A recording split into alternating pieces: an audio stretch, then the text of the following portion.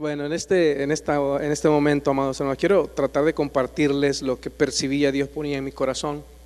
Ya que estamos en el mes de la oración, estamos celebrando este mes como el mes de la oración, que no es nada trivial, no es nada sencillo. Creo que es algo muy poderoso y es algo de bendición, ya que, como decía cuando inicié en la oración, Jesús, al volcar las mesas de los cambistas, de los que estaban ahí enfrente del templo, vendiendo, haciendo negocio, al voltear las mesas, Él declaró la frase: mi casa será llamada casa de oración, y le reclamó a los que estaban ahí, hermanos, y esos eran los fariseos, le dijo: y ustedes la han vuelto una cueva de ladrones.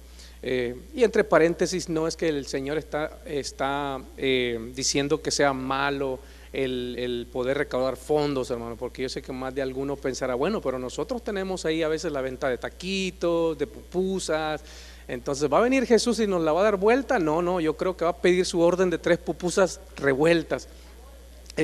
Porque no lo hacemos para el fin humano. Hay que entender la historia. Cuando hacemos mención o vamos a la historia, específicamente en este versículo, cuando Jesús se enoja, Jesús no se enojó porque ellos estaban tratando de trabajar para el templo, ellos estaban trabajando para sí mismos. Cuando usted ve la historia, usted se da cuenta que ahí mismo ellos le vendían al pueblo, pero no para ayudar al pueblo a ofrecer un sacrificio, sino que vendían a un precio mucho más elevado. A los que ni podían comprar, no les recibían sus ofrendas que traían, tenían que comprar lo que ellos tenían. O sea, era un negocio para ellos, para los fariseos. No es que estaban diciendo: vamos a trabajar fondos porque necesitamos arreglar esto, arreglar lo otro, cubrir esta necesidad. No era su corazón el templo. Lo que ellos buscaban era el dinero, era quedarse con el dinero de la gente. Por eso Jesús les dice: ustedes han hecho de mi casa una cueva de ladrones, porque ellos le estaban robando al pueblo que llegaba para ofrecer sus sacrificios. Si ellos decían: tu sacrificio no me satisface a mí, tampoco le va a satisfacer a Dios. A Dios le va a satisfacer lo que yo te estoy vendiendo aquí. Entonces tienes que comprar, deja lo que traes porque no sirve. Y luego ellos se lo quedaban, pero le sacaban hasta el último centavo a los judíos, a los que llegaban a tratar de ofrecer ese sacrificio a Dios. Imagínense qué tremendo. Jesús no solamente lo dijo porque están vendiendo y ahora no pueden. No, porque hay mucha gente que lo saca de contexto cuando no conoces todo el contexto del texto, del versículo. Lo que muchas iglesias hacen, o nosotros dentro de esas iglesias, es que trabajamos para la obra del Señor. Usted y yo no trabajamos para mantener una familia dentro de la obra, hermano. No, de hecho, primeramente Dios, pronto regresemos a ayudar familias con necesidad que hay en este país. Les hemos suplido de alimento, de cosas básicas del hogar, les hemos suplido a muebles para casas de gente que ha perdido todo. Entonces hemos bendecido familias. Usted ha sido parte de esa bendición, y eso es lo que nosotros somos, porque lo que usted da, lo que usted invierte allá afuera, todo eso no se usa para mantener a alguien. No, se usa para que la obra de Dios siga adelante, sea que se congreguen aquí o no, porque nuestro enfoque, hermanos, en verdad le digo, no es llenar este lugar, aunque nos gustaría, obvio, ¿quién no quisiera? Right? ¿Quién no quisiera ver este lugar a full? Yo lo deseo, pero no es mi enfoque. Mi enfoque es bendecir a la gente, ¿sí? Y usted ha sido de bendición a través de su ofrenda, a través de adquirir algo allá afuera. Usted es y ha sido y será de bendición, y usted también tendrá recompensa allá arriba cuando Dios le diga: bien hecho, siervo bueno y fiel, en lo poco fuiste fiel, sobre mucho te pondré. Y usted le diga: pero ¿qué hice, Señor? Yo simplemente ponía mis finanzas, no tenía tiempo ni de salir, no iba con el grupo de evangelismo, no iba a repartir comida, no iba a visitar a los enfermos, no iba a los hospitales, nunca tuve tiempo. ¿Pero qué hice? Porque tus finanzas fueron parte de lo que se usó para que otros pudieran llegar hasta ese lugar, para que recibieran la bendición. Y eso es lo que Dios te dirá a ti. Yo pensé que se iba a alegrar porque usted va a recibir recompensa también, porque Dios jamás se va a quedar con nada de lo que usted haga. Un vaso de agua fría, dijo Jesús, Mire qué tremendo, hasta dónde Jesús mira. Un vaso de agua fría, y enfatizó fría, porque yo creo que en ese momento había mucho calor. No sé si ya existía la hielera, no creo, o la refri, pero él sabía lo que era un vaso de agua fría en el desierto, hermano. Y él dijo, ni eso quedará sin recompensa. Significa que no hay nada por tan pequeño que tú hagas para el reino que Jesús no lo vea. Por eso jamás te minimices. Ay, es que yo no hago más que venir, limpiar, nadie me ve. Es que no hago más que... No. Por muy pequeño que sea, hazlo para el Señor y no para el hombre, porque de Él recibirás la recompensa. ¿Cuántos dicen amén? Muy bien, vuelvo entonces a la historia. Jesús no está diciendo que no podemos trabajar para la obra.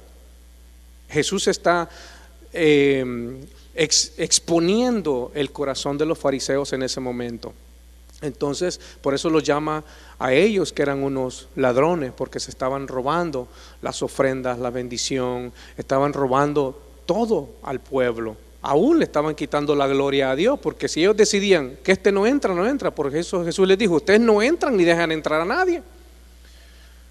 Jesús está exponiendo el corazón de los fariseos. No sé si me explico, hermano. Muy bien, cierro paréntesis entonces. Entonces, dado que este mes es el mes de la oración, hoy yo quisiera hablarle unos minutos de 6 cosas. Y son 6 principios que yo encontraba dentro de la Biblia, de la palabra, como principios claves de la oración, ya que pues estaremos hablando de la oración y estaremos en un ambiente de oración en nuestras casas, en nuestros trabajos, en nuestras vidas personales. Quiero hablarle de 6 puntos, 6 principios que son para mí fundamentales en la oración, lo que una oración debe tener, lo que debe acompañarnos a nosotros mientras tenemos una vida de oración. Estos principios guían al creyente para tener una comunicación efectiva y cercana con el Creador. Estos 6 principios guían al creyente o a la persona a tener una cercanía, una comunicación efectiva con el Creador. Y yo quiero ir, como dijo el dermatólogo, al grano, hermano. Vamos al grano. Principio número 1, lo primero, el primer fundamento, el primer principio fundamental, la primera clave en la oración. ¿Qué es lo que debe tener la oración? Número 1 es fe.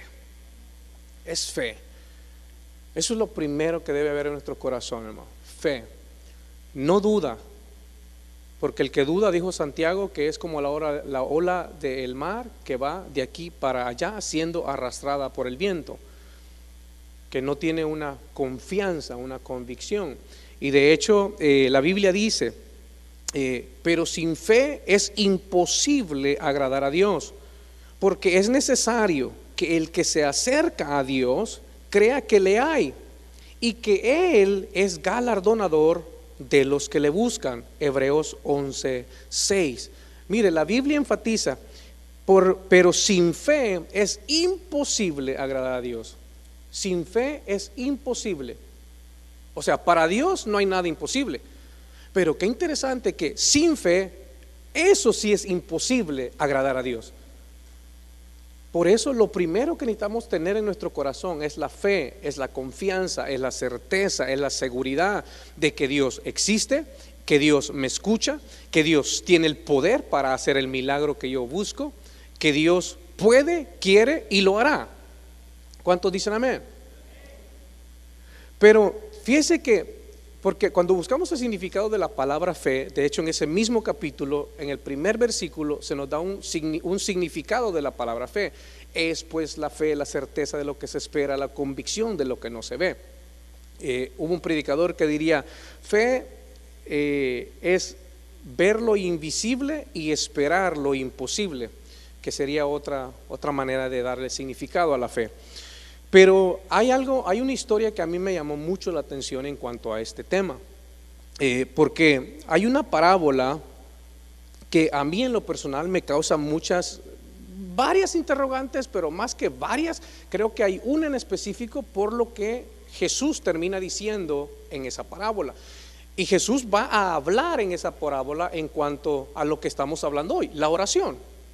La manera en que debemos insistir en la oración, mantenernos en la oración, no desistir de la oración, animarnos. Jesús quiere animarnos a través de esa parábola a mantenernos en la oración, no desistir, no dudar, sino mantenernos orando.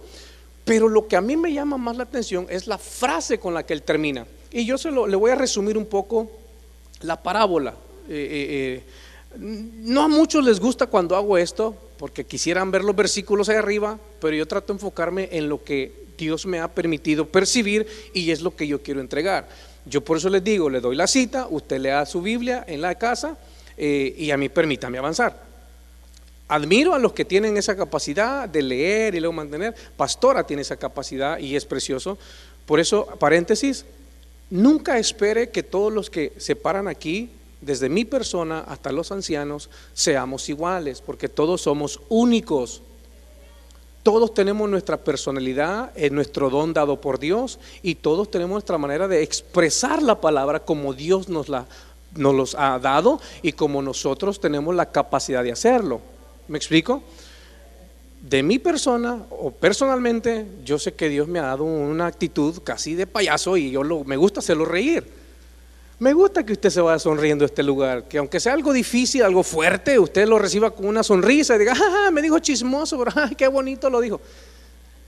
Y usted lo sienta como, pero ya luego el Espíritu Santo lo baje a su corazón y diga, ay, como que tengo que bajarle el chisme porque tiene razón el flaco.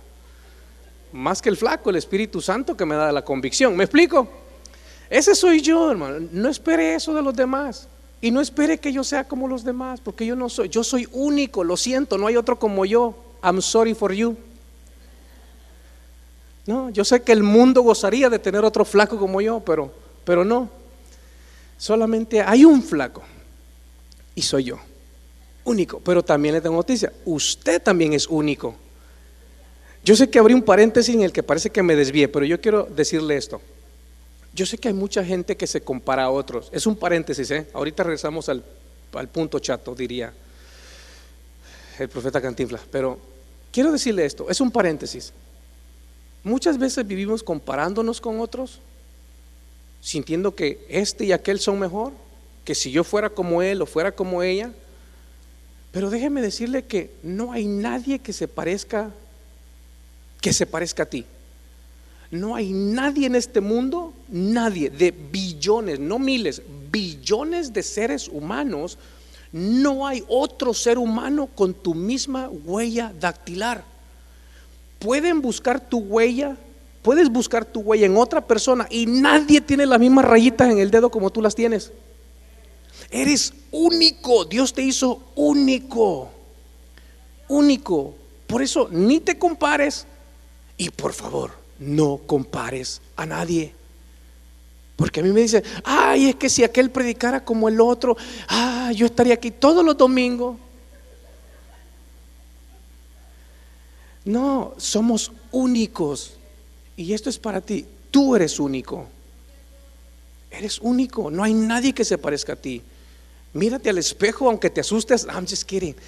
No, mírate al espejo y mírate como la persona más hermosa, porque eres único. Por muy raro que te veas, aunque parezcas belleza exótica. Es que así me decían a mí, es que mira, si no fueras de este planeta y estuvieras en otro, serías el más guapo. No sabía si ofenderme o halagarme, hermano. Dije, no, pues es una belleza exótica la que yo tengo. Me decían de niño, es que la belleza la llevas por dentro. ¿Y cómo le hago para abrirme? Para que me vean que sí soy guapo. No, eres único, eres único. Muchos se menosprecian. Suena broma, pero hay gente que, my goodness, si no conociera yo. Por eso me encanta el Salmo 139, cuando el salmista se describe a sí mismo, porque maravillosas son las obras de tu mano. Maravillosamente le dice al Señor, me has hecho. Imagínese, alguien lo llamaría, uy, qué arrogante. No, al inseguro, la seguridad le parece que es arrogancia. Pero aquel que está seguro que Dios lo ha hecho único, vive con gratitud al Señor, vive caminando como salvadoreño, pechito afuera y colita de pato, hermano. Soy hijo de Dios. Porque eres único. Eres único. Dile a tu vecino, por favor, hazme ese gran favor. Hazme ese gran favor. Dile, tú eres único. Eres única. No hay nadie como tú. Vamos, atrévete a decirle, no hay nadie como tú. Nadie, nadie, nadie. Eres única. Querido, querida, eres única. No necesitas tratar de parecerte a nadie, ni a la Kardashian. Porque ya ni ellas se parecen a ella con tantas cosas que se han hecho. Ya parecen tortugas ninjas. Ya ni ellas parecen ellas. Pero bueno, ese es otro tema, ¿no? Ese es otro pollo para otro caldo, algo así dicen los mexicanos, no lo sé, no me sé el dicho. Pero bueno, volvamos a la historia. Fe, porque sin fe es imposible agradar a Dios. Yo le decía que hay una historia en la Biblia que a mí me llama mucho la atención y que causa en mí una interrogante, varias, pero una en particular, porque Jesús va a hablar de una parábola, va a compartir una parábola con el fin de ayudarle a sus discípulos y a la gente que lo escucha a entender cuál debe ser la actitud hacia la oración, cómo ellos deben mantenerse si empiezan a orar, cómo deben mantenerse, hasta qué instancias deben llegar, hasta dónde deben permanecer en ese sentir, en esa mentalidad, en la oración, en lo que ya empezaron. Y Jesús les da esta parábola en cuanto a una viuda y a un juez, la Biblia lo llama injusto, que se traduce malo, un juez malo. Cuando usted escucha la palabra injusto, como cuando Jesús dijo siervo injusto, está diciendo siervo malo. Esa es una palabra fuerte. Injusto es como un poquito más elocuente, más high class, pero lo que está diciendo es que esta era una viuda que había perdido todo, tenía enemigos que venían contra ella, pero había un juez malo que regía sobre esa ciudad. Esta mujer, esta viuda, quería que el juez le hiciera justicia sobre sus enemigos, pero el juez ni temía a Dios ni respetaba a hombre, según la descripción de Jesús. Pero esta mujer insistía tanto, cada día iba, señor juez, hágame justicia, señor juez, hágame justicia, señor juez, hágame justicia, señor juez, hágame. Y ahí estaba, hermano, ahí estaba. Todos los días la mujer, la viuda, hasta que de repente dice la historia que se encuentra en Lucas 18, verso 1 al 8, usted la puede leer en casa. Dice que este juez malo se dijo a sí mismo: voy a atender a esta mujer porque no sea que me canse y yo, siendo un juez malo e injusto, que no temo a Dios ni respeto a hombres, pues le voy a hacer justicia para que me deje en paz, no sea que me canse algún día. ¿Y qué creen que hizo el juez? Dijo Jesús, pues le hizo justicia. Entonces, después de compartir la parábola y decirles, miren lo que dijo el juez malo, que haría justicia a la mujer, y dijo Jesús: ¿acaso Dios no le hará justicia a sus escogidos que claman día y noche? Preguntó Jesús. Si este juez, haciendo un contraste, una comparación entre un juez malo y el juez del universo, que es Dios, santo, perfecto, puro, que nos ama, dice, si un juez malo terrenal fue movido por esta mujer que insistió, estuviera como piedra en el zapato, hermano. ¿Cuántos han caminado con una piedra en el zapato? No aguantan mucho, hermano. Así era esta mujer para con el juez. Le insistió tanto que un juez malo dijo, le haré justicia.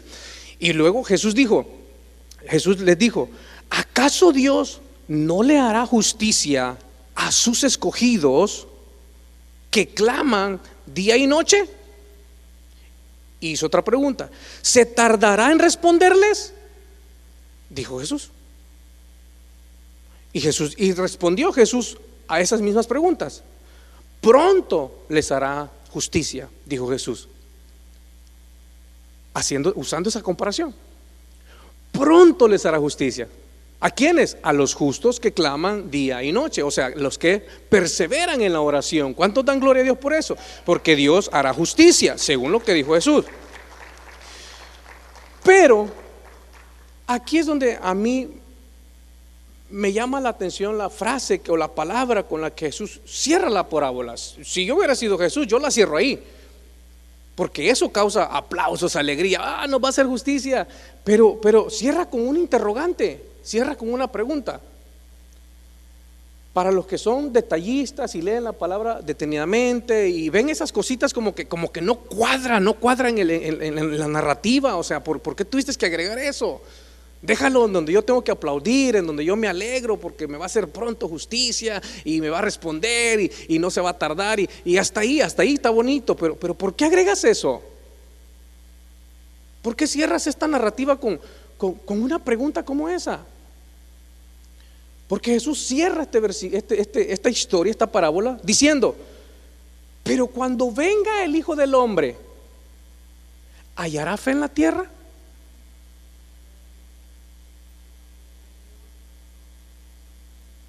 O sea, y la historia, hermano, la parábola, el punto principal de la parábola, el mensaje de la parábola, antes de esta pregunta, es mantenerte sin dudar en la oración. Anima a mantener la esperanza y la oración sin desanimarse. Pero cuando llegamos a esa frase, pero cuando el Hijo del Hombre venga, ¿hallará fe en la tierra? Bueno, pero que orar no significa que estoy teniendo fe. Sí. Sin embargo, cuando solo oramos porque creemos que Dios sí nos hará el milagro, nuestra fe está limitada a que Dios haga lo que nosotros creemos que Él debe hacer por nosotros. Y no es una fe que va por encima del milagro para decir: aunque no me hagas el milagro, mi fe seguirá intacta, porque para mí tú seguirás siendo Dios, aunque no hagas el milagro y aunque no concedas lo que te pido, pero mi fe se mantendrá en ti, porque tú eres mi Dios, por encima del milagro. No sé si me explico. ¿Sí me explico? La parábola anima a la oración, pero Jesús cierra tratando de hacernos pensar más allá de lo que acaba de compartir. Jesús quiere ir más profundo a lo que es la fe. Jesús quiere abrirnos los ojos espirituales para entender en realidad que la fe no es simplemente algo que yo le demando a Dios hacer, sino al contrario, es algo que me demanda a mí creer que el Dios al que le oro puede hacer el milagro, pero si no lo hace, esa misma fe me mantiene para creer que Él sigue siendo Dios en el cielo y en la tierra, que eso es lo más difícil. Porque ¿quién no se alegra con el milagro? Pero ¿cuántos no se desaniman porque el tiempo pasa, las semanas pasan, los meses pasan, los años pasan, pero el milagro no llega? Y dice: no, para mí que Dios no me escucha. Entonces esa fe estaba puesta solamente en lo que yo creía que era la fe, y era ver el milagro, pero no creer en el Dios que hace el milagro en su tiempo perfecto. Un ejemplo: hubieron muchachos en el Antiguo Testamento que usaron esta frase: Sadrach, Mesach, Abednego. Cuando ellos estaban a punto de ser tirados al horno, yo creo que todos conocen la historia, dice que el rey los manda a traer y les dice: tienen que adorar la estatua que he construido. Y ellos dicen: no, porque tememos a Dios. Y sueltan esa frase tan poderosa: porque nuestro Dios tiene el poder para librarnos de tu mano y de tu horno, oh gran rey. Hasta ahí era como una confesión de fe inquebrantable. Pero luego sueltan la frase más difícil que nos cuesta entender: pero si no lo hace, o sea, creemos que Él puede librarnos de tu mano y de tu horno, oh gran rey. Hasta ahí yo creo que todos tienen fe. Pero si no lo hace, o sea, si Dios no nos libra, entiende una cosa, oh rey. Mire qué fe más increíble. Esa es una fe increíble. Entiende una cosa, rey. No vamos a adorar tu estatua de oro. O sea, en otras palabras, aunque nos quememos, Él seguirá siendo nuestro Dios. La fe no se limitó al milagro. La fe se sobrepuso al milagro, como diciendo, si lo hace, gloria a Dios. Porque yo sé que en este mes de oración vamos a ver milagros. Van a haber milagros. Pero ¿y si no se ve el milagro? ¿Tu milagro? Ruego a Dios que tú recibas el milagro. De todo corazón, créeme. Porque yo creo que Dios sigue siendo el Dios del imposible. El Dios de Abraham, de Isaac, de Moisés, de Daniel, de Josué. Que cuando Josué oró, dice que le dijo al sol: sol, detente en Gabaón, y tu luna. Y el sol se asustó, dijo, porque Josué significa Jesús. Josué es sombra y figura de Jesús. Para los que estudian un poco ahí, bueno, Josué representa a Jesús. Entonces Josué es sombra y figura. Cuando Josué habló, el sol escuchó la voz del Creador y el sol hasta se abrumó, el sol, hermano, y se detuvo. Usted lea la historia, tremendo. Y eso fue real, científicamente es comprobado. Hoy en día puede buscar en la NASA, en donde hay un día que se perdió dentro de la historia. Pero luego que fue con Elías, creo que también hizo que se detuviera, que se adelantara el reloj para reponer ese tiempo. ¿Qué hizo, Kevin? It went back 10 minutes, right? It went back, hizo que el tiempo retrocediera. Y se ajusta el tiempo. Me sentí como chaparrón. Dicen que tú y yo estamos locos, Lucas. En serio, vaya y vea la página de la NASA, ahí está. Hoy con la ciencia, hermano, my goodness, ¿qué otro libro lo explica más que la Biblia? Pero ¿cómo sucedió eso? Por la oración, por la fe. Pero ahora, la fe no se debe de limitar a que Dios va a hacer lo que yo quiero que Él haga por mí, aunque yo sé que Él quiere hacerlo porque Él es un Padre bueno. Pero ¿y si no lo hace cuando yo se lo pido? ¿Deja de ser Dios bueno? ¿Dejo de tener fe en Dios y decir, no, como que la oración no funciona?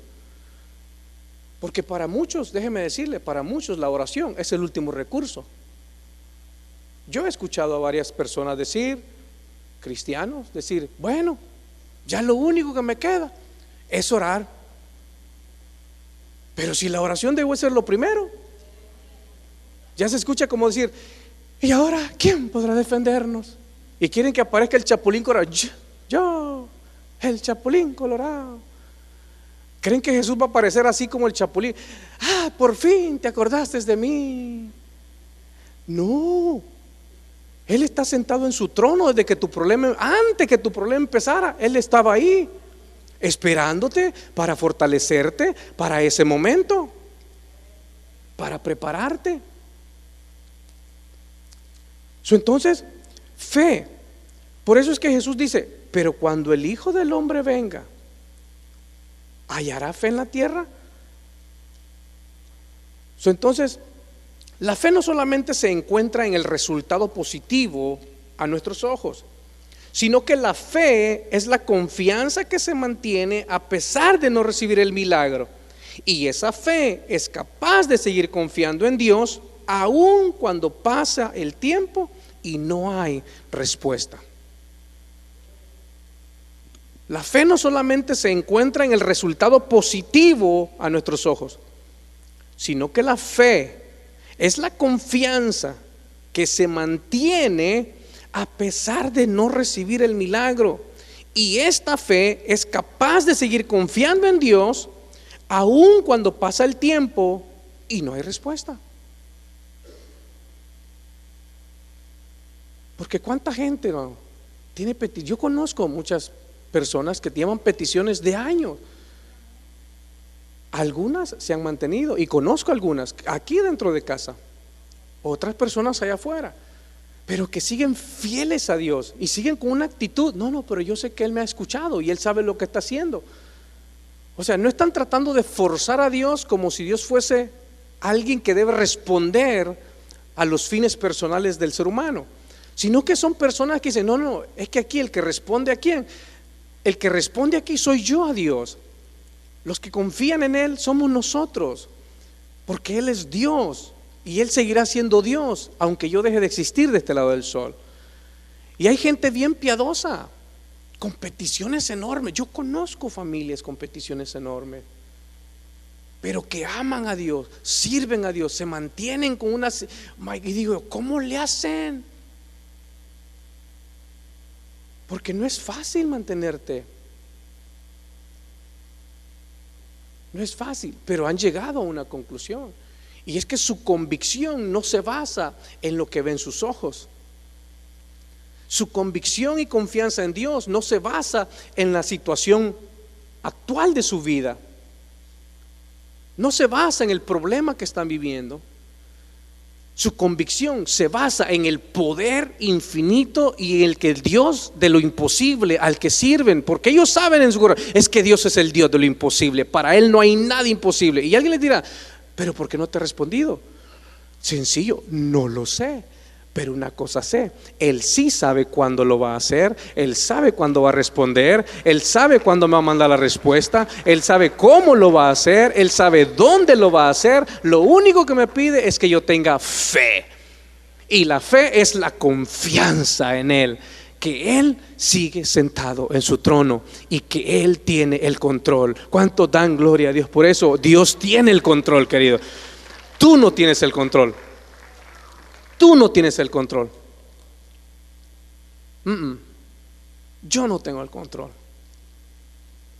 Pero lo que sí podemos tener en el corazón es fe que nuestro Dios tiene el control de nuestra vida, de nuestro futuro, de nuestras peticiones, y Él tiene la respuesta y Él nos dará la respuesta en su preciso y en su perfecto tiempo. ¿Cuántos dicen amén? Lo primero es fe. Fe. Muy bien. Número 2. ¿Qué es lo que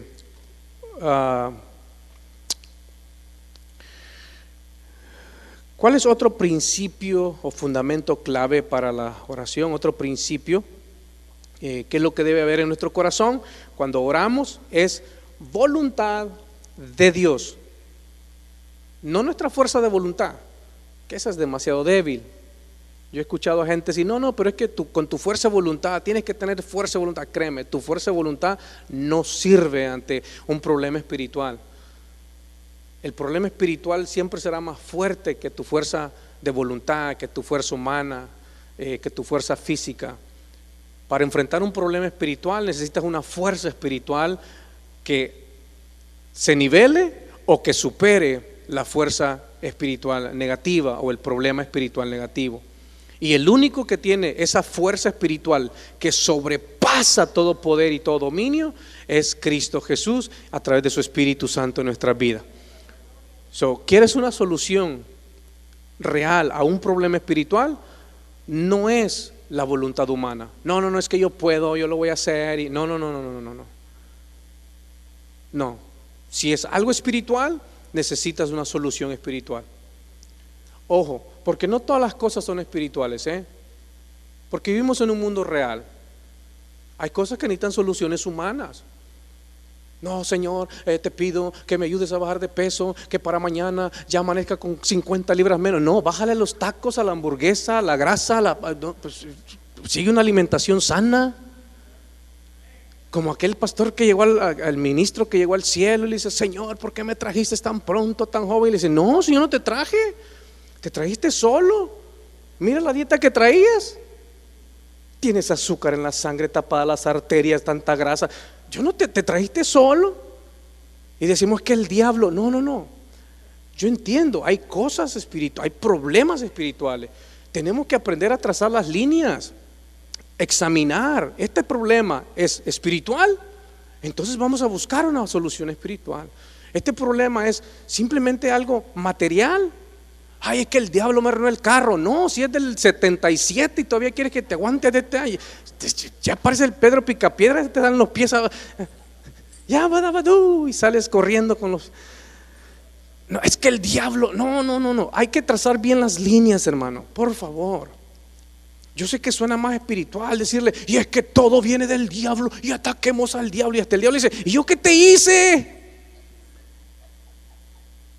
Hasta el diablo va y se queja con Dios y dice: mira, este está metiendo conmigo y yo lo estoy dejando tranquilo. Porque nos falta aprender a trazar esas líneas, hermanos, para entender. Vivimos en un mundo caído. Es que esta enfermedad me la mandó el diablo. A menos que ya te has hecho chequeo de sangre físico, todo lo necesario para eliminar alguna solución física o natural, entonces enfócate y di: bueno, Señor, yo ya hice mi parte. O sea, pero hay que hacer una excavación exhaustiva, una investigación exhaustiva. Hay que tener una mentalidad madura, hermanos. Podemos examinar todas las cosas. ¿Este problema es un hábito o es un espíritu? ¿Es una adicción o es simplemente algo que yo no quiero soltar? Es un capricho.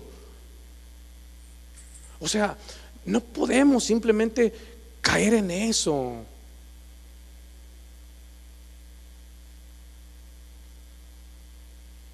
Pero lo que sí es importante tener en el corazón y en nuestra vida es siempre buscar la voluntad de Dios.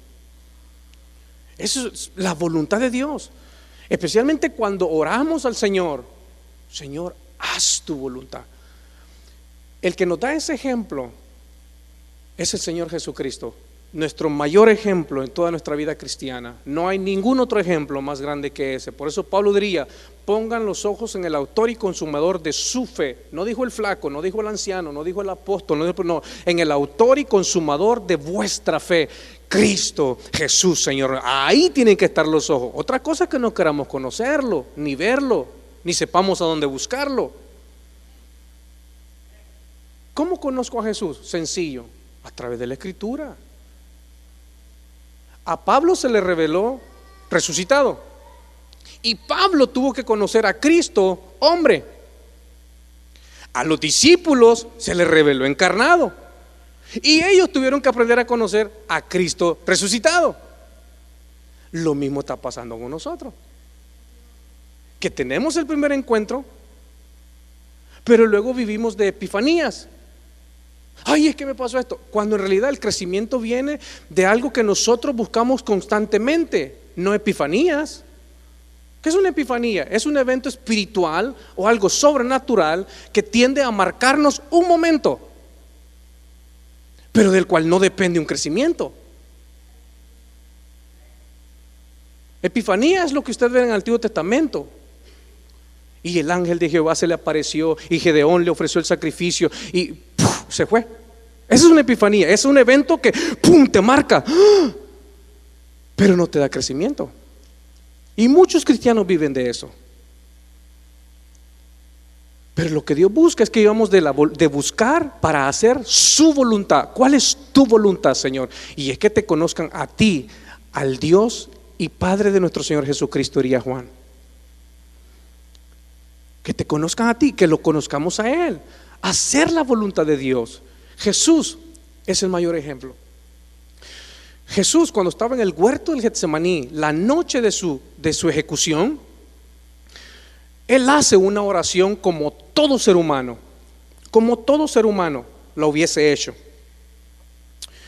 En Lucas 22, 42, Jesús está teniendo temor como todo ser humano, porque Él era un hombre 100% como nosotros, aunque Él fue Dios en la carne, pero nunca hizo uso de su poder divino. Él vivió como hombre. Si no, no fuera nuestro sumo sacerdote, no nos entendería, no supiera por qué lloramos, por qué sufrimos, por qué caemos en tentación, por qué somos tentados, no nos entendería. Pero Él nos entiende, por eso es que Él es nuestro sumo sacerdote, y Él está sentado en el trono de la gracia, en donde dice Hebreos que encontramos nuestro oportuno socorro. Pero Jesús, sintiendo el temor, sintiendo el dolor que le venía, porque Él sabía la muerte que le iba a tocar, Él sabía cómo iba a morir, Él sabía cómo le iban a ultrajar, hace una oración tan poderosa y nos deja este ejemplo, que la oración siempre debe ir buscando la voluntad de Dios. Jesús le dice: Padre, si es posible, pasa de mí esta copa. Copa está diciendo pasa de mí este sufrimiento, pasa de mí este problema, pasa de mí esta situación difícil, pasa de mí este momento de tormenta, pasa de mí este dolor, pasa de mí todo lo que se viene a mi vida ahora. Padre, si es posible, pasa de mí. ¿Cuántos de nosotros no hemos orado así? Quítame este dolor, Señor. ¿Por qué no me quitas este dolor? ¿Por qué mi familia? ¿Por qué mi matrimonio? Es la misma oración. Es la misma oración de Jesús en el huerto. Si es posible, pasa de mí esta copa. Pero muchos nos quedamos ahí. Es que Dios no me escucha, mi matrimonio se está rompiendo, mi esposo, mis hijos, mis finanzas, mi salud, mi casa, mi carro, y Dios no me escucha. Y nos quedamos hasta ahí. Y es la primera parte de la oración de Jesús. La hemos hecho. Padre, si es posible, pasa de mí esta copa. Pero no se quedó ahí. Jesús le está diciendo: Padre, quítame este sufrimiento antes de que llegue. Si hasta en ese momento la Biblia dice que sudaba gotas de sangre, y eso fue literal. Su sudor se convirtió en vasos sanguíneos, se le rompieron al Señor por el estrés. Mire lo que causa. Creo que ninguno de nosotros hemos llegado ahí. Lo hemos sufrido. Hemos sufrido el estrés. Y no estoy minimizando tus problemas, solo estoy diciendo que Jesús te entiende, que Él sabe cuando has orado así. Él te entiende cuando has tenido que clamar así. Él te entiende cuando no sientes ni siquiera ganas de salir de la cama. Porque todos lo hemos sentido. Porque no estamos exentos de eso. Ni a su hijo eximió. Ni a su hijo lo encerró en una burbuja de cristal y le dijo: no vas a sufrir, vas a vivir una vida perfecta y luego te voy a llevar a la cruz, pero no va a ser sufrimiento, no va a haber sufrimiento. No. Sudó gotas de sangre el Maestro, el Salvador. Por eso Él te entiende. Por eso acerquémonos libremente ante el trono de la gracia, dice el escritor a los Hebreos, en donde encontramos nuestro oportuno socorro. Pero Jesús no cerró la oración ahí, no se levantó diciendo: pues espero que Dios me haya escuchado, espero que el Padre me quite esto y espero de aquí a mañana a ver si me lo quiere. No. Jesús dijo: si es posible, pasa de mí esta copa. Y yo me imagino que ha de haber guardado un poco de silencio, como esperando que el Padre le dijera: hijo, sabes que tienes razón, no te haré sufrir. Yo me imagino a Jesús. Pero como leemos de corrido, no hacemos ni siquiera las pausas necesarias.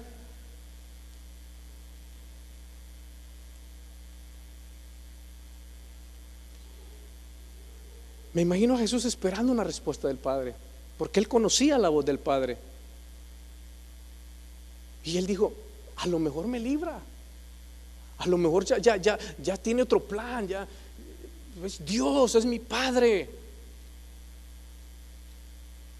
Pero cuando no hubo respuesta, después de algunos segundos, Jesús dijo: pero no se haga mi voluntad, sino hágase tu voluntad. Porque otro principio en la oración no es demandarle a Dios que nos quite el dolor, sino saber que dentro de su voluntad, que es agradable, buena y perfecta, Él sabe lo que está haciendo y lo que va a hacer en nuestra vida y por qué permite lo que permite hacia nuestras vidas y a nuestro alrededor.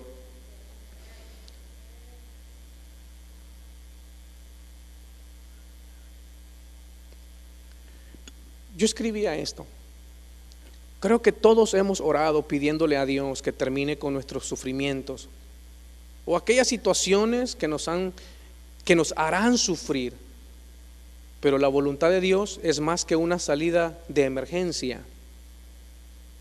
Es en su voluntad, escuche esto, es en su voluntad donde encontramos el verdadero propósito para nuestra vida. Porque si Jesús no hubiese terminado la oración, hágase tu voluntad, jamás hubiese cumplido el propósito por el cual Dios lo había mandado a la tierra.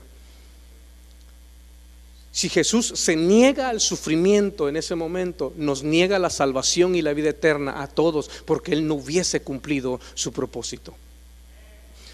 Pero es solamente buscando la voluntad de Dios que nosotros encontramos nuestro verdadero propósito por el cual estamos hasta el día de hoy aquí en la tierra. Yo sé que eso no será fácil, pero si nos mantenemos, Señor, no se haga mi voluntad, hacemos nuestras partes, lo que tenemos que hacer en el día a día, pero si nos encomendamos a Dios, Señor, ayúdame a hacer tu voluntad. Te prometo que aunque sea algo pequeño, aunque sea dar palabras de ánimo, aunque tú te sientas quebrado, Dios va a poner a alguien más quebrado que tú para que le digas: ¿sabes qué? Déjame orar por ti porque Dios está contigo. Aunque tú sientas que aún Dios no te ha restaurado a ti todavía.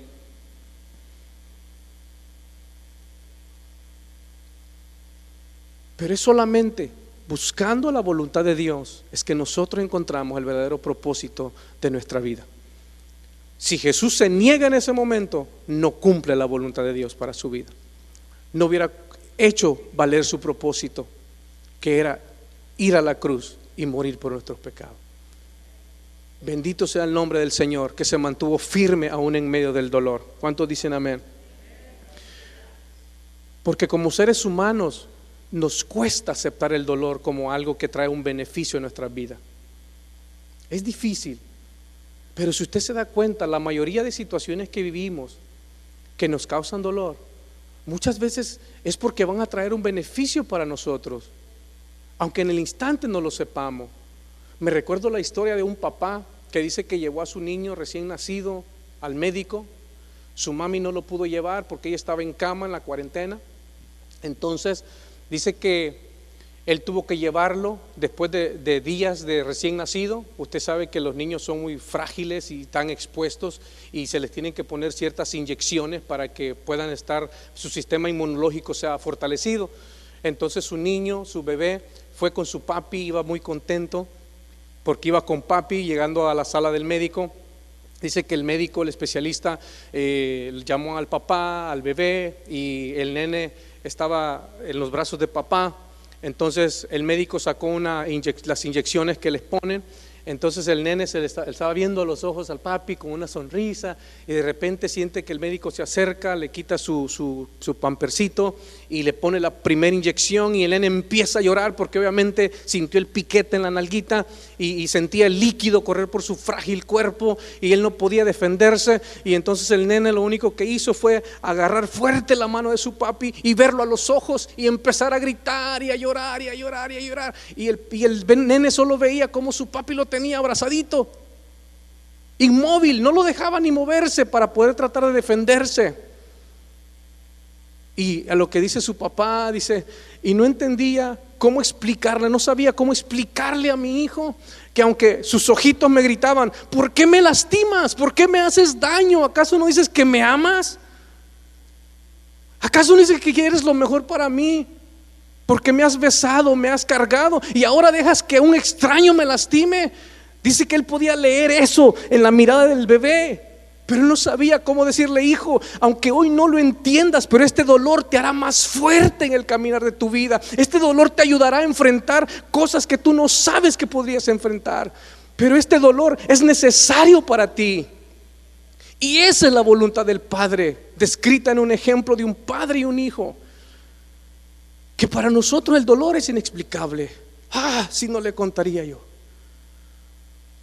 Yo sé que hay cosas que no se entienden, y yo sé que hay cosas que jamás tal vez entenderás de este lado del sol, pero te aseguro que en aquel día el Padre te abrazará, ya siendo tú un adulto, un mayor, alguien ya transformado espiritualmente, y te abrazará y te dirá: permití esas inyecciones de la vida porque eran cosas necesarias para que tú te hicieras más fuerte, aunque no lo entendiste, pero permaneciste, seguiste abrazado a mí, seguiste pegado a mí, seguiste buscando mi voluntad. Por eso, iglesia, el segundo principio en la oración es siempre buscar la voluntad de Dios. Su voluntad de Dios no significa que es libre de problemas, de dolor, de sufrimiento, pero la Biblia sí asegura que es buena, agradable y perfecta. Que es buena, agradable y perfecta. ¿Cuántos dicen amén a eso? Número 3. Otro principio en la oración es la sinceridad y la humildad. Jeremías 29:13 dice: me buscarán y me encontrarán cuando me busquen de todo corazón. Y esta es una promesa de esperanza y cercanía espiritual, que Dios siempre está dispuesto con brazos abiertos, con sus puertas celestiales abiertas, que Él nunca le cerrará la puerta a nadie que lo busque con sinceridad y con humildad de corazón, porque Él mira de lejos al altivo, al que dice: yo no necesito a Dios, yo no necesito por qué buscarlo, yo no necesito por qué pedirle, si yo puedo solo en mis propias fuerzas. Hay muchas cosas que podemos hacer solos, definitivamente, muchas, pero por eso empecé diciendo este punto o el punto anterior: a un problema espiritual se necesita una fuerza espiritual mayor o igual a ese problema, pero nosotros no buscamos una fuerza igual a la fuerza espiritual del problema. Nosotros buscamos una fuerza mayor a la fuerza del problema espiritual, porque mayor es el que está con nosotros que el que está en el mundo. Por eso nuestro Dios es más poderoso y puede librarnos de todo lo que el enemigo quiera lanzar sobre nuestras vidas. ¿Cuántos dicen amén? Entonces Dios dice que Él está lejos del altivo.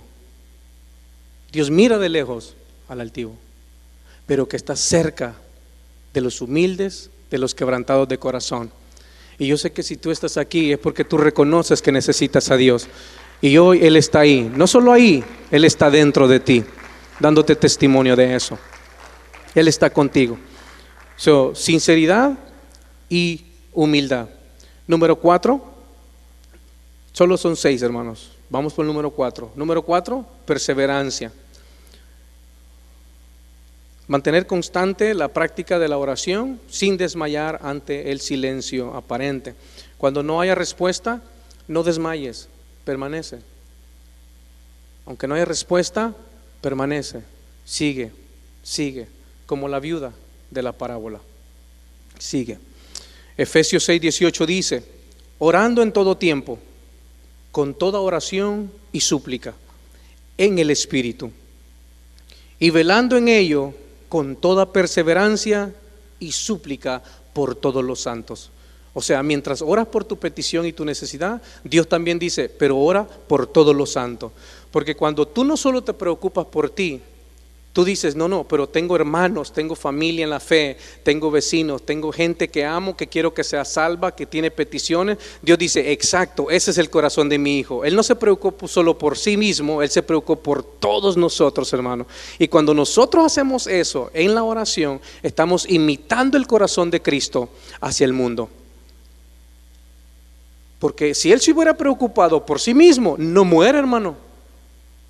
No, y si hubiera sido Jesús, yo no, que mueran ellos solos por ellos, a ver si pueden. Pero Jesús dijo: no, yo voy a cargar con sus problemas, yo voy a cargar con sus pecados. Y cuando tú y yo oramos en todo tiempo, perseveramos en oración, pero a eso, a nuestras propias necesidades, le agregamos la necesidad de otro, es tener el corazón de Cristo, es pensar como Cristo, es amar como Cristo. ¿Por qué? Porque te duele el dolor de tu hermano, te duele la necesidad de tu hermano, te duele el problema que está viviendo familiar, financiero, de salud, si te lo han expresado, o lo que tú vas a ver allí. Ahí tú vas a decir: tengo que perseverar, no solo por mí, porque eso es egocéntrico, eso es ser egoísta, solo quiero para mí. No, quiero para mí, of course, sí, pero quiero que Cristo se manifieste a mis hermanos también, por todos los santos. Por todos los santos. Perseverancia. Porque a veces ya no tenemos que decir cuando ya oramos por nosotros, hermano. ¿Y ahora qué digo? Y hasta ahí en ese momento nos quedamos callados. Y dice: no, pues ya oré por mí. Y oré por mi carro, por mi casa, por mi trabajo, por mi finanza, por mi salud, por mi perro, por el gato, hasta por los ratones que viven en la casa. ¿Y ahora por qué más oro? Ay, pues no sé, me voy a dormir. Y ya ni esperamos ni que Dios nos hable, como ya oramos, ya pedimos por todo lo que nosotros queremos. Y eso nos hace egocéntricos, hermano. Eso es solo como el asadón, para adentro, para adentro, para adentro. No, Dios le dijo a Abraham: te bendeciré y serás bendición. O sea, tus palabras pueden traer bendición, aun cuando no te escuchen. Pero si el Señor te escucha, dice: lo estás deseando para tu hermano, para ti te voy a dar el doble. Tú pides bendición para otro, Dios te bendice. Porque bendecirás, te bendeciré y serás bendición. Pero es que no tengo mucho que dar, no tengo dinero ni nada que dar. Lo único que tengo es amor para dar, dijo el salmista Juan Gabriel. Pues entrega amor, entrega la oración, entrega tu perseverancia en la oración, hermano. Pues como diría Pedro y Juan, pues no tengo oro ni plata, pero lo único que tengo te doy, mi hermano, es mi fe unida a tu fe y la convicción que Dios hará algo en tu vida. Y vamos a orar juntos, vamos a orar juntas, y vamos a ver el poder de Dios derramarse sobre tu vida, porque Él está con nosotros. Imagínate cómo no levantaría el ánimo esas palabras a alguien que tiene un problema en su casa, en su vida, en su familia. ¿Cómo? Tal vez no le estás dando $100, 50, que tal vez lo animaría un poco, pero eso se le va a acabar. Pero recordar que hay alguien que le dijo: hermana, hermano, mira, la verdad, hasta yo estoy quebrado, yo estoy en la misma situación, pero yo creo que Dios está haciendo algo. Sigamos adelante, no te rindas, yo voy a estar orando por ti, tú oras por mí, oramos juntas, nos levantamos juntas, porque con el poder del Espíritu Santo nos vamos a levantar como el águila y nuestras fuerzas se van a renovar como el búfalo, ¿no? Vamos a salir adelante, sigamos orando, sigamos clamando. Imagínate. ¿Cómo no le vas a levantar el ánimo a esa mujer o hombre cuando esté a solas y recuerde: wow, está orando por mí? No tengo que orar por ella, por él. Perseverando, orando por todos los santos, con súplica, con perseverancia por todos los santos. ¿Cuántos dicen amén a eso? Perseverancia. Número 5, gratitud. Gratitud. ¿Qué debe existir en la oración? Es la gratitud. Incluir siempre la acción de gracias por lo recibido, por lo que se recibirá y por la confianza en la respuesta que Él traerá. Primera de Tesalonicenses 5, 16, 18 dice: estén siempre gozosos, estén siempre gozosos. Oren sin cesar. No dice sin César, sino sin cesar. No va a haber un hermano llamado César, y usted no, César, lo van a querer sacar de la oración al pobre César. No dice oren sin César, dice oren sin cesar, o sea, sin detenerse. Y dice: den gracias en todo, porque esta es la voluntad de Dios para con ustedes en Cristo Jesús. Y esto es muy interesante, hermano, porque esto parece como un oxímoron, o sea, una contradicción. Porque en realidad yo pregunto: ¿quién va a dar gracias a Dios por todo cuando no todo lo que te sucede pareciera ser que es un beneficio?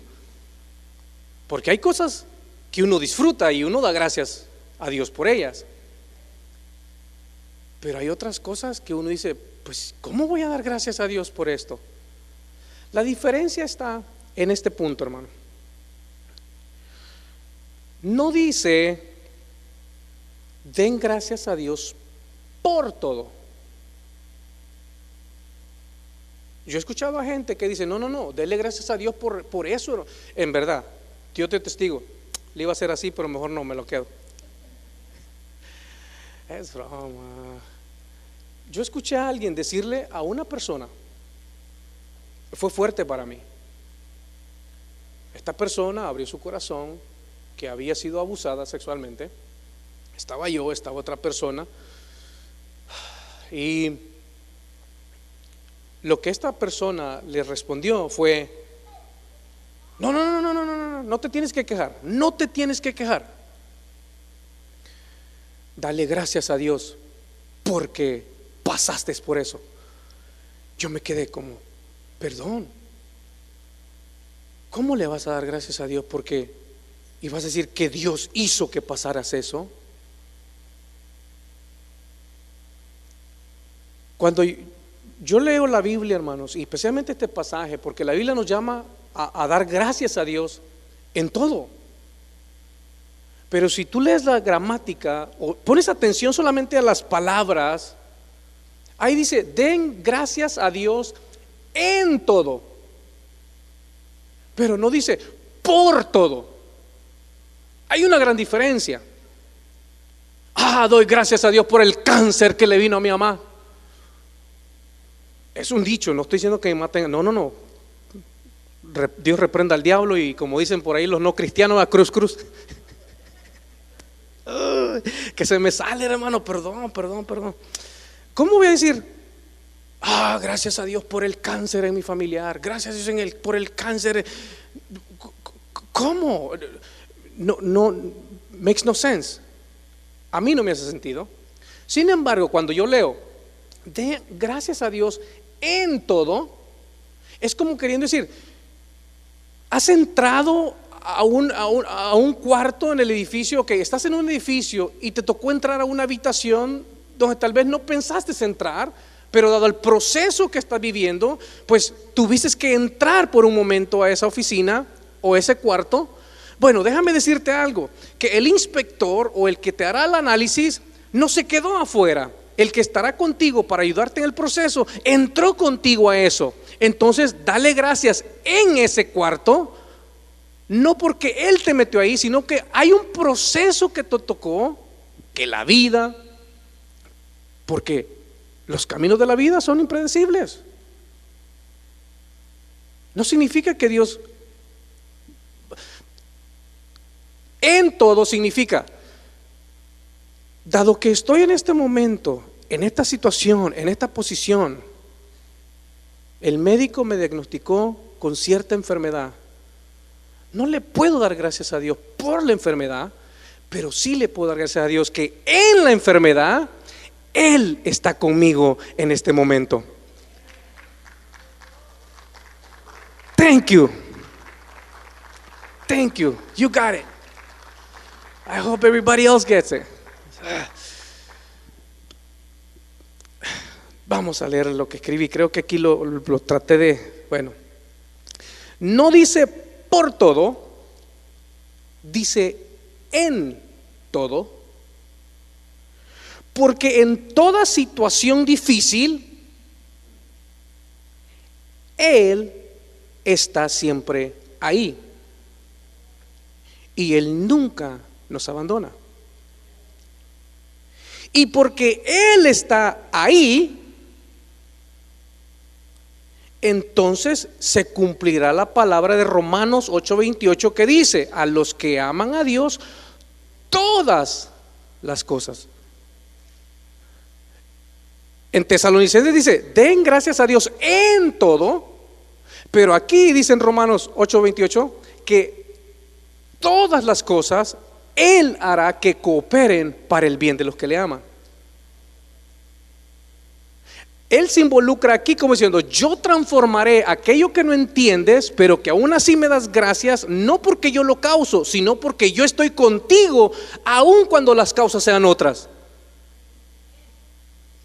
Aun cuando sean tus errores, yo no te voy a abandonar, porque yo haré que tu error sea testimonio de mi gloria y mi gracia y mi favor y misericordia. Eso fue bien profundo. Espero lo haya captado. My goodness, es que muchos esperan la revelación del dragón, pero bueno, muy bien. Entonces, desde esa perspectiva, podemos dar gracias a Dios en todo. Viéndola desde esa perspectiva, no, y es que ¿por qué le voy a dar gracias a Dios en medio de mi finanza rota? Que mi matrimonio se rompió, estoy viviendo un divorcio. ¿Cómo le voy a dar gracias a Dios? No por el divorcio, no por tu quiebra financiera, sino porque aún en medio de un divorcio Él dice: yo voy a estar contigo porque tú elegiste amarme a mí, tú elegiste quedarte conmigo, y yo elijo estar contigo aún en medio de esta pérdida tan grande que has tenido, en medio de este dolor que tienes en el corazón, porque yo puedo ayudarte a sobrellevarlo, yo puedo levantarte de las cenizas. No es darle gracias a Dios por algo que no entiendes o crees que Él causó. No, no, no. Aún por tus errores.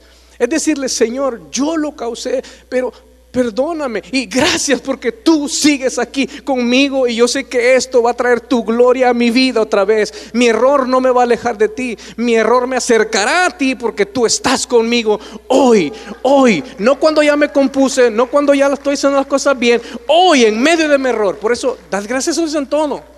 ¿Me explico? Muy bien, la gratitud. Mantenga esa perspectiva, por favor. Mantengamos esa perspectiva. Podemos dar gracias a Dios en todo. Un esposo que no quiere nada con Dios, da gracias a Dios en tu Señor, aunque Él no quiere, pero tú eres mi marido, dale fuerza para que siga proveyendo. Revélatele a Él en su tiempo. Tú tendrás el tiempo, Señor. Me explico, en todo. Y gracias porque tú estás aquí, gracias porque tú estás conmigo, gracias porque tú cuidas a mi familia, gracias porque cuidas a este viejito rebelde, pero yo sé que también lo amas y yo sé que tú lo cuidas y cuidas a mi señora que no quiere nada contigo. Y gracias a Dios en todo. ¿Sí fui claro o no? Ok, para avanzar, si no le repito y le repito. No. Yo cierro con el último punto.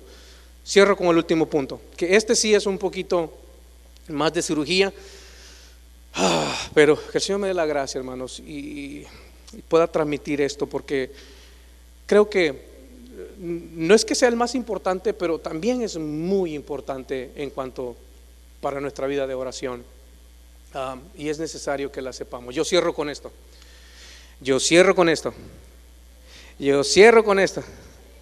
Pasen, muchachos. Pensé que me iban a agarrar el rollo, pero bueno.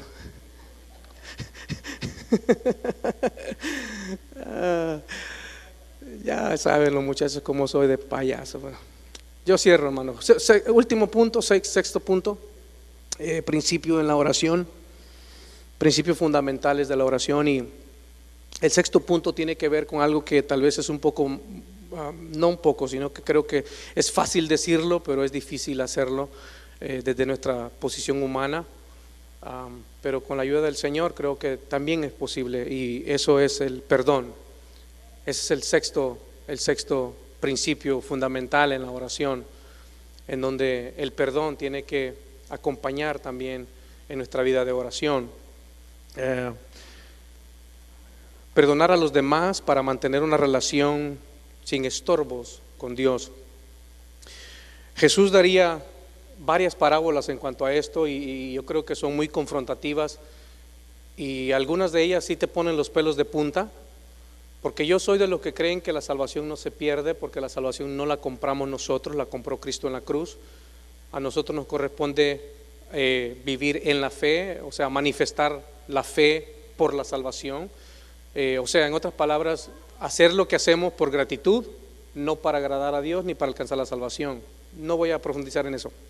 Simplemente quiero darle mi punto en esto, de que mi perspectiva en cuanto a la salvación, de que Él murió en la cruz, lo acepté en mi corazón, eres salvo. Evidencia de eso, un ejemplo muy fuerte es el ladrón en la cruz. Estaba a la par de él, uno se condenó, el otro por reconocerlo se salvó. No asistió ni a la iglesia, no leyó la Biblia, no tuvo bautismo, no tuvo doctrina, no tuvo nada. Este llegó al cielo y dijo, aquí vengo, aquí estoy. El ángel que estaba ahí en la puerta, si es que San Pedro o el ángel, ¿verdad?, le dijo, ¿y en qué bases vienes? Y él le dijo, pues, ¿qué significan las bases? Y él le dijo, sí, conoce la doctrina de la Biblia, la doctrina de la Trinidad, el bautismo. Dice, no. ¿Asiste a alguna reunión? Y él dice, no. A ver, esto está muy raro. Y llamó al supervisor ángel, dice, ¿no? Y el ángel supervisor llegó y le dice, ok, señor, su caso está muy raro. Le dice, me dice aquí mi asistente que usted le ha dicho que no conoce ni la doctrina de la Trinidad, ni el bautismo en agua, ni la doctrina de tanta doctrina. Y dice, pues no. A ver, entonces, ¿bajo qué bases o fundamentos usted viene a presentarse aquí al cielo y pide que lo dejemos entrar?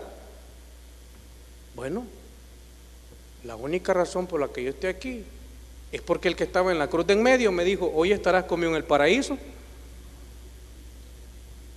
y lo dejó entrar. Se salvó. No llevaba más nada que eso. Por eso, desde ese y otros ejemplos, yo pienso que la salvación no se pierde.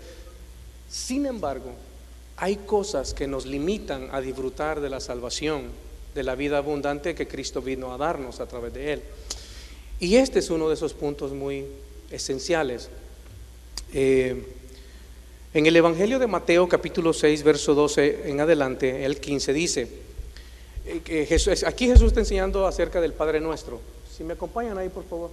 Jesús está hablando del Padre Nuestro cuando los discípulos le dicen: Maestro, enséñanos a orar como Juan el Bautista enseñó a sus discípulos. Y usted sabe cómo Jesús empieza: Padre nuestro que está en los cielos.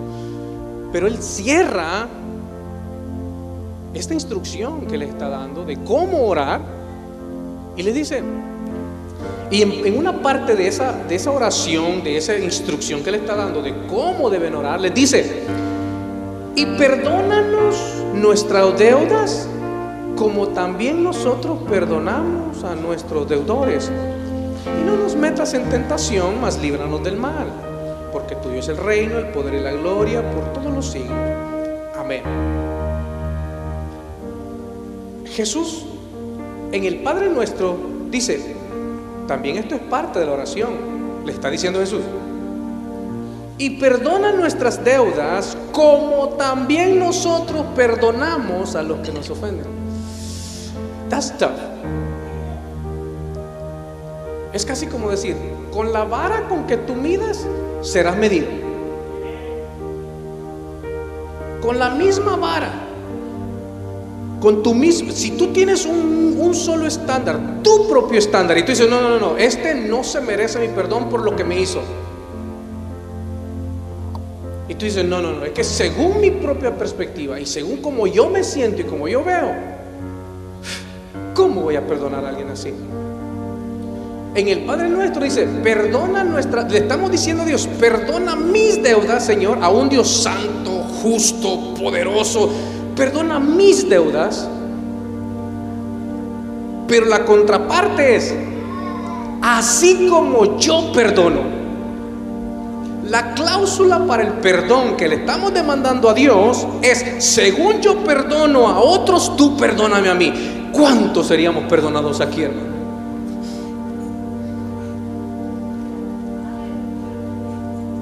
¿Cuántos pudiéramos alardear de que tenemos el perdón de Dios basándonos en esa sola frase?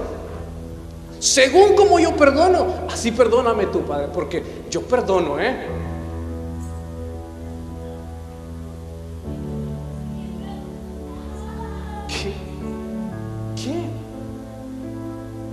¿Quién podría tener un estándar por el cual medir el perdón hacia otros? Y luego Jesús agrega a esa frase: porque si perdonan a los hombres sus ofensas, también a ustedes los perdonará el Padre Celestial. Pero mire la cláusula. Pues el perdón es importantísimo. No es una opción, es un mandamiento. Por eso decía, se dice fácil, pero al corazón humano. Yo sé que más de alguno dirá: ¿en serio tengo que perdonar al que hizo esto contra mí? ¿En serio Dios me demanda perdonarlo cuando Él sabe lo que me hizo? Ella sabe lo que me hizo, pero no se lo merece. Y Jesús continúa diciendo: no bajó el estándar, mas si no perdonan a los hombres sus ofensas, mire qué fuerte, tampoco vuestro Padre les perdonará sus ofensas.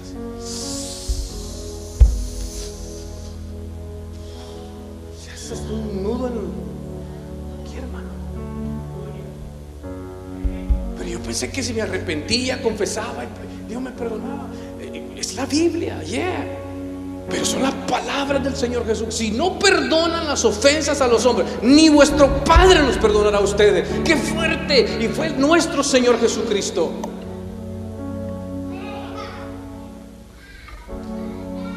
Porque la oración sí puede sufrir un estorbo cuando no hay perdón genuino en nuestro corazón. Porque la falta de perdón es un obstáculo para nuestra vida de oración.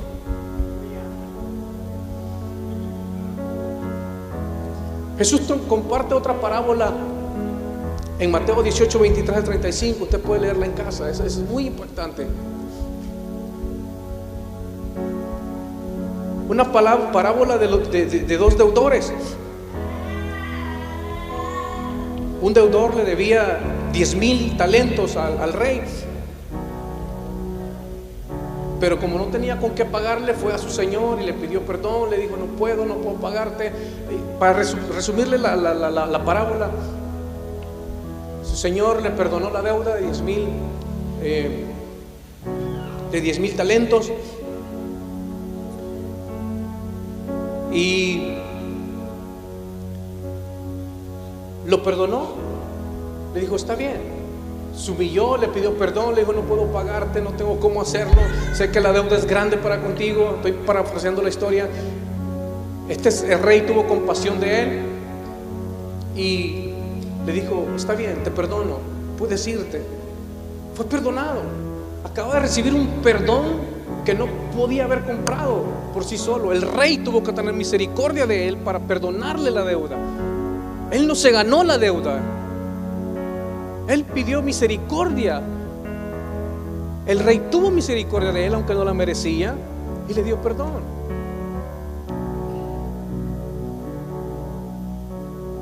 Y al salir de la presencia del rey, bajo su perdón, bajo su misericordia, libre, sin condenación, encontró a un súbdito que le debía 100 denarios. A él le acaban de perdonar 100 talentos. Haga de cuenta, le perdonaron 10 millones y encuentra al que le debe $100. Al que le perdonan 10 millones sale contento porque si ya no voy a pagar nada, el rey tuvo misericordia, me perdonó, no merecía su perdón, merecía la condenación, que fuera su esclavo, que fuera a la cárcel, que fuera condenado, pero el rey me perdonó. Y sale y encuentra a alguien que le debía $100, 5 denarios, 100 denarios. Solo para ponerlo en el contexto de hoy. Y lo empezó a molestar, a maltratar. Le echó mano, lo ahogaba, le insistía: págame lo que me debes. Entonces los que estaban viendo corrieron hacia el rey, porque el otro le decía: tenme paciencia, te lo voy a pagar. Tenme paciencia. El que le debía $100, tenme paciencia, te lo voy a pagar. Y aquel lo ahogaba. Y los que vieron esa escena, sabiendo lo que había vivido este otro, corrieron al rey para decirle: esto y esto está sucediendo allá. Al siervo al que acabas de perdonarle tan grande deuda, le acabas de extender tu perdón, está acosando a uno que tiene una deuda mucho, mucho menor que la que él tenía contigo.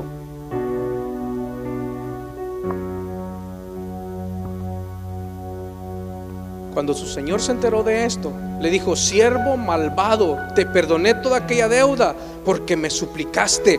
¿No deberías tú también haber compadecido? ¿No deberías tú también haberte compadecido de tu consiervo, así como yo me compadecí de ti? Y enfurecido su señor, lo entregó a los verdugos hasta que pagó todo lo que le debía. Así también, dice Jesús, mi Padre Celestial hará con ustedes si no perdonan de corazón cada uno a su hermano.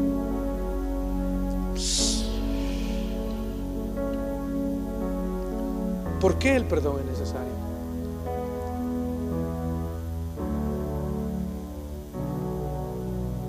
¿Por qué Jesús nos demanda perdonar a nuestros hermanos?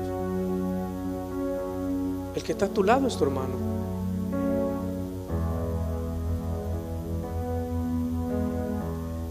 El que está ahí atrás, el que está enfrente, es tu hermano.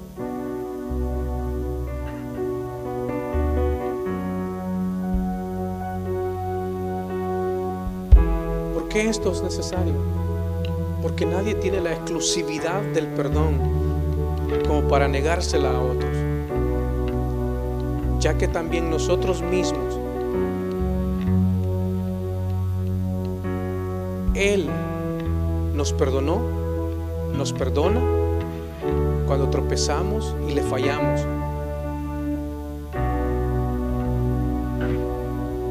Y Él es el mismo que perdona a nuestros hermanos.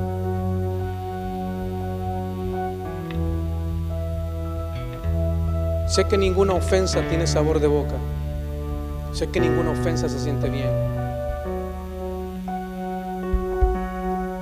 Pero Dios no nos pide perdonar según la ofensa,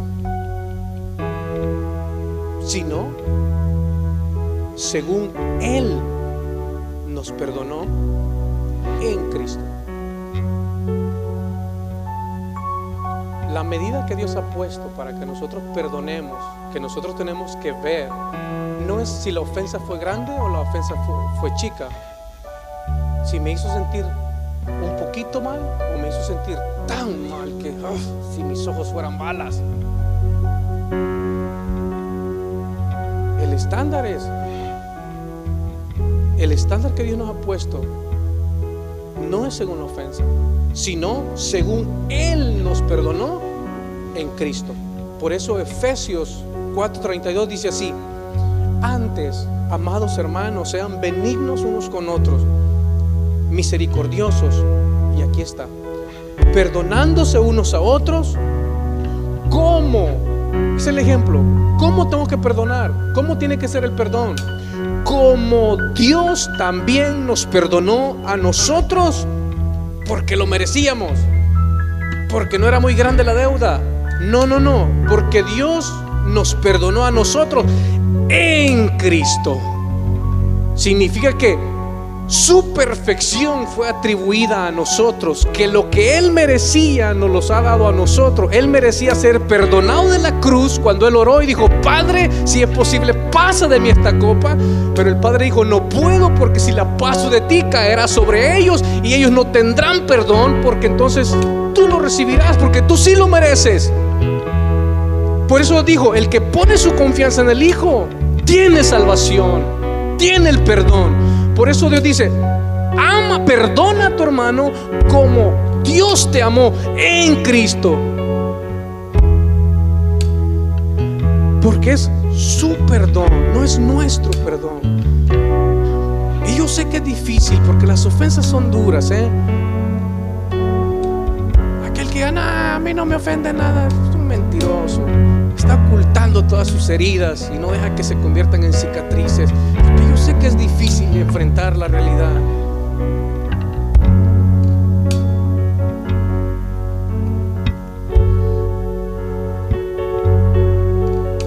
Este versículo nos enseña que deben perdonar a los demás, porque Dios ya nos perdonó a nosotros a través de Jesús. De hecho, Jesús nos enseña cómo poder perdonar a los demás. Porque alguien dirá: bueno, pero es que la persona que me ofendió no vive en este país, está lejos, ya no está muerta, o se fue, no sé dónde está. Jesús nos da el ejemplo para poder pedir perdón por aquellos que, perdonarlos de corazón. Cuando Jesús estuvo en la cruz, una de sus últimas palabras fueron, y lo estaban ahí los fariseos, los escribas, los romanos, los que habían gritado: crucifíquenlo, los que no encontraron culpabilidad hacia Él, los que se mofaron, los que lo ultrajaron, los que le arrancaron la barba, los que le escupieron, los que clavaron sus manos sabiendo que era inocente. Jesús hizo una oración por todos. Jesús clamó y dijo: Padre,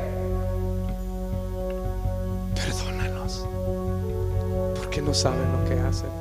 ¿Qué está diciendo? Si yo ya los perdoné, Padre. Él está intercediendo por sus enemigos. Está pidiendo perdón por los que lo ofendieron, por los que lo ultrajaron.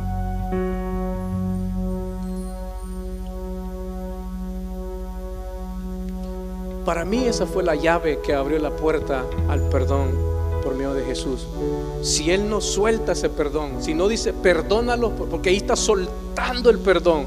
No fue a cada uno, mira, tú me acabas de enterrar el clavo, yo te perdono. No. Ahí soltó desde su corazón, porque el corazón puede soltar o palabras de bendición o maldición, hermano. Esté la gente presente o no esté la gente, pero tú puedes identificar tu corazón. Si hay perdón genuino hacia alguien que te ofendió, tú bendices a esa persona, aunque sabes que no se lo merece. Pues no es porque se lo merezca, es que yo tampoco me merezco el perdón de Dios, así es que yo tampoco voy a sostener el perdón hacia el otro. Yo suelto y yo bendigo. Padre, lo perdono, perdónalo, porque ninguno de los dos sabíamos por nuestra ignorancia, pero ahora yo te conozco a ti y yo perdono en el nombre de Jesús.